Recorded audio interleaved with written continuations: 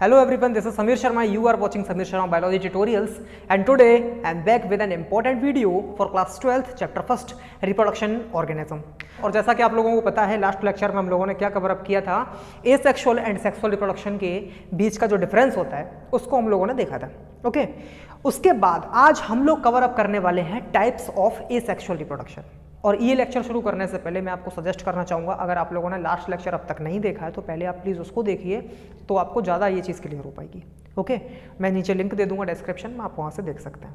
सो इस लेक्चर में हम लोग बात करेंगे एसेक्सुअल रिप्रोडक्शन के टाइप की. और आज जो मैं आपको ट्रिक बताऊंगा, उस ट्रिक से आप लोग कभी भी एसेक्सुअल रिप्रोडक्शन के टाइप नहीं भूल पाएंगे. ओके, सो ये ट्रिक आप लोगों के लिए बहुत ज़्यादा मज़ेदार होने वाली है, मस्त होने वाली है. ओके, जैसा कि हम लोगों ने लास्ट लेक्चर में देखा था कि एसेक्सुअल रिप्रोडक्शन बेटा, इसमें क्या होता है कि एक सिंगल पेरेंट होता है, वो पूरी की पूरी अपनी प्रोजेनी बनाकर तैयार करता है, यानी कि अपनी जनरेशन बनाकर तैयार करता है. इसमें क्या क्या होता है कि माइटोसिस सेल डिवीजन होता है, माइटोसिस सेल डिवीजन. ओके, और माइटोसिस का आपको ऑलरेडी मैं मतलब बता चुका हूं. माइटोसिस का मतलब क्या होता है बेटा, ये होता है equational division. Okay, equational division है इसका मतलब, जो इसका इंटरनल मैटर होता है उसमें डिवीजन जो होता है वो इक्वल होता है, इक्वल पार्ट्स में डिवाइड होता है. ओके, चलिए हम लोग ये भी जानते हैं कि इसके अंदर क्या होता है, क्लोन फॉर्मेशन होता है. इसमें क्लोन्स बनते हैं, क्योंकि जिसमें जब भी कोई इसका ऑर्गेनिज्म बनकर तैयार होता है वो सिमिलर होता है अपने बिल्कुल पेरेंट्स की तरह. ठीक है, हेंस हम उसको क्या बोलते हैं, क्लोन बोलते हैं. ओके, तो हम लोगों को छोटी छोटी जानकारी थी यार, इसमें क्या होता है, माइटोसिस सेल डिवीजन होता है, क्लोन बनता है, और हम लोगों ने इसको सिंगल पेरेंटल सिस्टम कहा था, है ना. तो यहां पर क्या होता है, single parental system.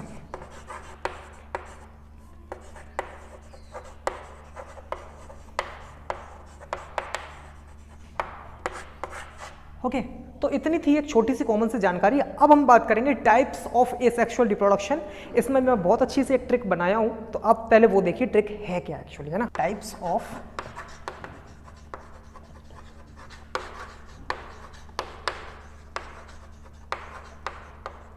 Asexual reproduction, जिसमें हम लोगों को पता है यार, फिजन होता है, फ्रेगमेंटेशन होता है, बडिंग होता है, रीजनरेशन होता है, स्पोर फॉर्मेशन होता है, वेजिटेटिव प्रोपेगेशन होता है. अब मैंने डायरेक्टली ये तो बोल दिया, लेकिन आप लोग इसको एक बार में याद कैसे रखेंगे, तो इसका शॉर्ट सा एक ट्रिक मैंने बनाकर तैयार किया है, आप लोग कभी नहीं भूल सकते कि F for frog, frog, frog पहनकर और बस में बैठकर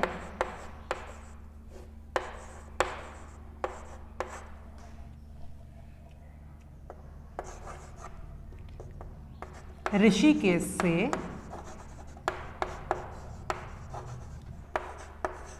से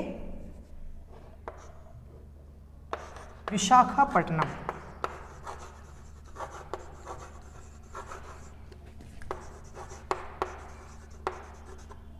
विशाखापट्टनम चला गया. तो देखिए, अब इसको समझना बहुत आसान है यार, बिल्कुल सिंपल. देखिए मैंने क्या लिखा है यहाँ पर, ट्रिक में मैंने लिखा है फ्रॉग, फ्रॉक पहनकर और बस में बैठकर ऋषिकेश से विशाखापट्टनम चला गया. बहुत सिंपल है यार. अब इसको देखो क्या है बेटा, जो मैंने एफ लिखा है, एफ से मैंने जो फ्रॉग लिखा है, ये क्या हो जाएगा, फिजन. ओके, फिजन के बाद दोबारा एफ आया बेटा, ये क्या हो जाएगा, फ्रेगमेंटेशन.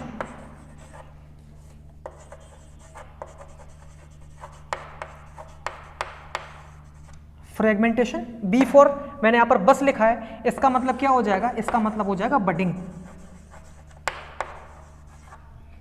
मैंने आर फॉर ऋषिकेश लिखा है, इसका मतलब हो जाएगा बेटा रीजेनरेशन. ओके, फॉर मैंने लिखा है से, यानी कि से का मतलब यहां पर क्या हो जाएगा बेटा, स्पोर फॉर्मेशन.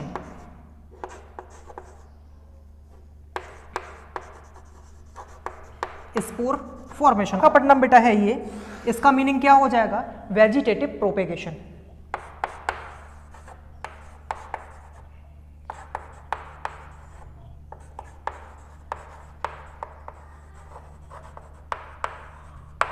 Vegetative propagation. तो आई होप आप लोगों को यार मजा आया होगा ट्रिक में। दोबारा समझ लीजिए, एफ फॉर मैंने लिखा है फ्रॉग, फ्रॉक पहनकर और बस में बैठकर ऋषिकेश से विशाखापट्टनम चला गया, यानी कि F for fission, fragmentation, budding, regeneration, spore formation, then last one is vegetative propagation. Trick है ना अच्छी?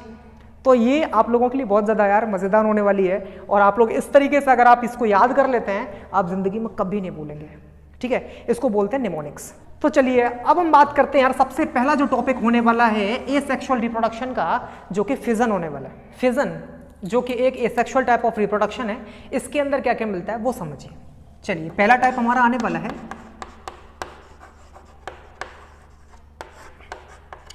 फिजन। अच्छा, आप लोगों ने दो शब्द सुने होंगे यार, एक तो आपने फिजन सुना है, एक आपने और सुना होगा फ्यूजन। तो वो भी लगभग बच्चों का सबसे बड़ा यार कंफ्यूजन रहता है, एक शब्द और भी होता है फ्यूजन, हम इसमें कंफ्यूज हो जाते हैं, है ना? तो फिजन और फ्यूजन में अंतर हम कैसे पता करें यार? ब्रेकअप और पैचअप, ठीक? सबको पता है यार ब्रेकअप क्या होता है, सबको पता है पैचअप क्या होता है ना? तो ब्रेकअप पैचअप कोई नहीं बोलता, लेकिन फिजन और फ्यूजन भूल जाते हैं। तो इसका तरीका मैं बताता हूँ। जो फिजन होता है बेटा, फिजन का मतलब होता है टूटना, ओके, ब्रेक होना। तो इसको हम जानेंगे ब्रेकअप के नाम से। क्या बोलेंगे? ब्रेकअप। और फ्यूजन का मतलब होता है फ्यूज होना, मतलब मिल जाना, यानी पैच हो जाना, पैचअप हो जाना। तो इसको हम समझेंगे पैचअप से। So we are talking about fission, not fusion. Fission जो होता है वो एसेक्सुअल रिप्रोडक्शन का ही एक टाइप होता है। इसके अंदर क्या होता है? इसके अंदर डिफरेंट जो ऑर्गेनिजम्स होते हैं उनका ब्रेक होना, और ब्रेक होने के बाद अपने ही जैसा और ऑर्गेनिज्म बनाकर तैयार कर देना, बिना सेक्सुअल रिप्रोडक्शन के। कि एसेक्सुअल रिप्रोडक्शन एक ऐसा टाइप होता है जिसमें सिर्फ एक सिंगल पेरेंट होता है, उसे ही से एक ऑर्गेनिज्म बनकर तैयार होता है। तो बेटा अगर हम इसमें लिखना चाहें तो हम कैसे लिखेंगे कि fission is a type of asexual reproduction in which organism produce similar to their parents, okay, by the breaking of previous organism, okay. तो यार हम अपने हिसाब से कोई भी डेफिनेशन बना सकते हैं, लेकिन इतना ध्यान रखना पड़ेगा भाई कि हमारा जो कॉन्सेप्ट है, जो हम बोल रहे हैं, वो एकदम परफेक्ट होना चाहिए। तो बेटा मैंने क्या लिखा, ध्यान से समझिए कि it is a type of asexual reproduction in which a parent splits into 2 और मोर डॉटर सेल्स। एक ऐसा टाइप रिप्रोडक्शन का, यानी कि एसेक्सुअल रिप्रोडक्शन का, जिसमें क्या होता है, जिसमें एक सिंगल पेरेंट बेटा जो है वो या तो अपने से 2 टुकड़ों में टूट जाना या फिर 2 से ज़्यादा डॉटर सेल्स में टूट जाना, ओके। ये होता है बेटा एक फिजन, फिजन की डेफिनेशन। अब हम देखते हैं फिजन के भी बेटा टाइप होते हैं। फिजन के 2 टाइप होते हैं, एक होता है बाइनरी फिजन और एक होता है मल्टीपल फिजन, ओके। कि फिजन के जो 2 टाइप होते हैं, फिजन अपने आप में 2 टाइप में होता है बेटा। एक होता है इसका बाइनरी टाइप और एक होता है मल्टीपल टाइप। अब बेटा जो बाइनरी होता है, मैंने आपको जस्ट अभी बताया कि बाई, यहाँ पर 2 लिखा है ना, तो 2, यानी कि इसमें क्या होता है, हमेशा एक जो है पेरेंट ऑर्गेनिज्म वो अपने आप में 2 पार्ट्स में टूटेगा, 2 डॉटर सेल्स में टूटेगा और 2 डॉटर सेल बनाकर तैयार करेगा, ठीक है। मल्टीपल फिजन होता है बेटा, मल्टीपल में क्या होता है यार, बहुत सारे, ढेर सारे डॉटर सेल्स इसमें बनकर तैयार होते हैं, ठीक है।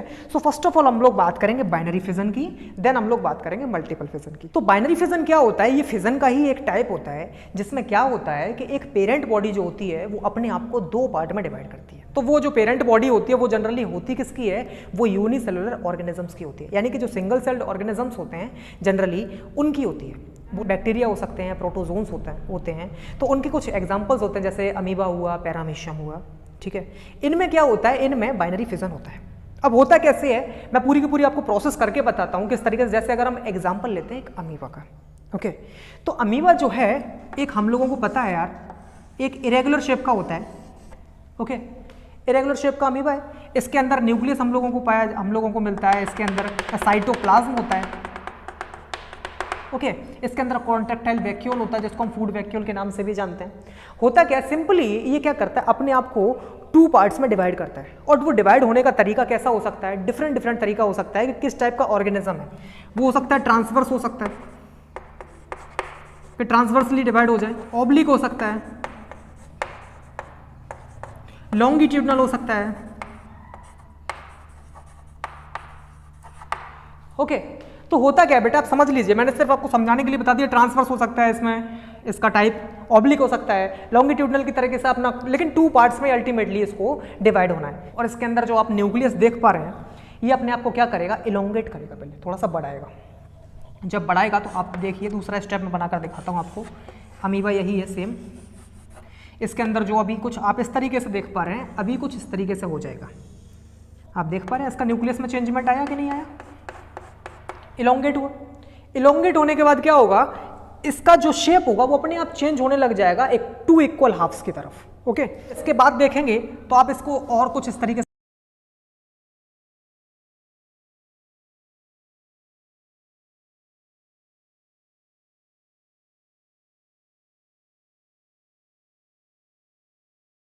तो आप देख पा रहे हैं इसमें डिवाइडेशन शुरू हो चुका है न्यूक्लियस में। आगे अगर हम देखते हैं,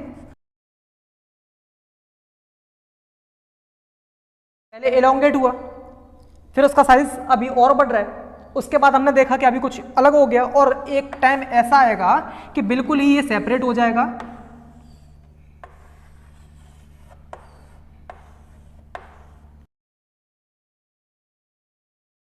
सेपरेशन इसमें चालू हो चुका है और लास्ट जो आएगा इसके बाद वो बिल्कुल ही सेपरेट अलग अलग अमीबा हो जाएंगे, ये न्यूक्लियस अलग हो गया। तो कुछ इस तरीके से इसमें प्रोसेस होती है। हम लिख सकते हैं बेटा कि बाइनरी फिजन में होता क्या है कि जो पेरेंट सेल होता है वो अपने आप को 2 डॉटर सेल्स में डिवाइड करता है, और ये जनरली होता है कि इसमें सिंगल सेल्ड में पाया जाता है,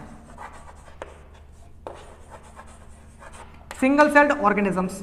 तो जिसमें कुछ एग्जाम्पल अगर हम देखें तो हम कुछ बैक्टीरिया इसमें आ सकते हैं, ठीक है, अमीबा हो सकता है, पैरामीशियम हो सकता है। ओके, तो आई होप आप लोगों को ये समझ में आया होगा कि बाइनरी फिजन के अंदर क्या होता है। ठीक है, चलिए अब हम बात करते हैं बेटा मल्टीपल फिजन की। तो इसमें लिख सकते हैं कि the splitting of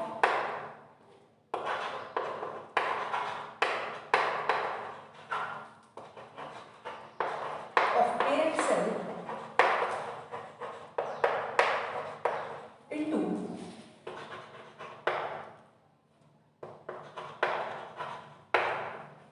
number of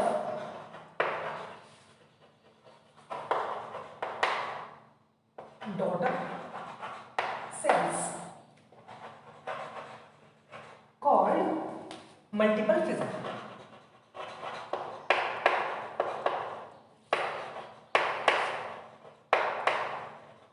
okay, कि यहाँ पर क्या होता है बेटा कि एक यहाँ पर जो पेरेंट सेल होता है वो नंबर ऑफ सेल्स में, नंबर ऑफ डॉटर सेल्स में डिवाइड हो जाता है। चलिए मान लीजिए कि हमने यहाँ पर देखा कि ये एक सेल है, ये क्या होता है अपने आप को इतने पार्ट्स में डिवाइड करेगा, अपने अंदर ही अंदर बहुत सारे नए सेल्स को जर्मिनेट कर लेता है और बहुत सारे थाउजेंड्स ऑफ सेल्स को बाद में रिलीज कर देता है।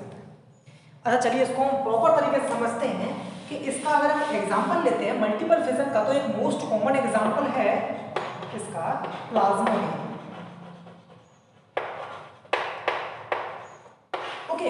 प्लाज्मोडियम के बारे में आपने बहुत बार सुन लिया होगा, आपने क्लास 10th में इसके बारे में पढ़ा होगा कि जो मलेरिया बेटा डिजीज होती है वो किसकी वजह से होती है, प्लाज्मोडियम की वजह से होती है। तो ये अपने आप को जब डिवाइड करता है बेटा तो बहुत बड़ी तादाद में करता है, यानी इसके जो डॉटर सेल्स होते हैं वो थाउजेंड्स में बनकर तैयार होते हैं, बहुत सारे। इसमें जैसे हम लोगों ने अभी अमीबा में देखा था, अमीबा में सिंपली यार 2 पार्ट्स में डिवाइड हो जाता है, ठीक है।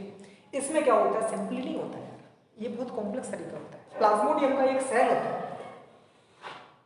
ठीक, कि अगर सिंगल प्लाज्मोडियम हमारी बॉडी में आता है तो हमारी बॉडी में वो कुछ नहीं कर सकता। तो इसका साइज जो होता है वो बहुत छोटा होता है, बहुत माइक्रो होता है, तो वो हमारा कुछ नहीं कर सकता। लेकिन अगर ये थाउजेंड्स, लैख या फिर क्रोर्स में जब पहुंच जाएंगे तब क्या होगा, तब तो बहुत ज्यादा अमाउंट में हो जाएंगे, तब ये हमें नुकसान पहुंचा सकते हैं।